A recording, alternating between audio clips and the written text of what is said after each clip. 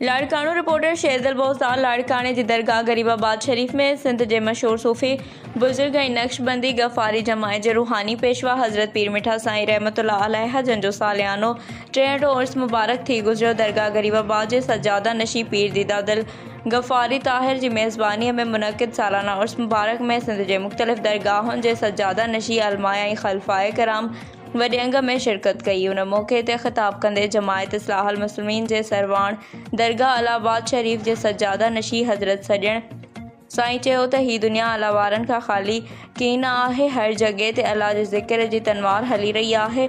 पीर मिठा साईं रहमतुल्लाह अलैह जन पिण अल्लाह जे ज़िक्र इत्तिबा सुन्नत रसूल ऐं ख़ल्क़ ख़ुदा सां प्यार करण जो दर्स ॾिनो। संदसि जो लाज़वाल दीनी ख़िदमतूं आहिनि ऐं संदसि जी निगाह करम सां समाज जा बिगड़ियल इंसान राह रास्ते अची विया ऐं अॼु बि दुनिया जी कुंड कुड़च में पीर मिठा साईं जन जे फैज़ जो चर्चो थी रहियो आहे। जन चयो त हिन जमायत जे हिकु फ़र्द जी हैसियत सां पीर मिठा साईं ऐं उन जे ख़ानदान सां मुहबत करणु ऐं संदनि पैगाम खे आम करणु असांजी ज़िमेदारी में शामिलु हुअणु घुरिजे।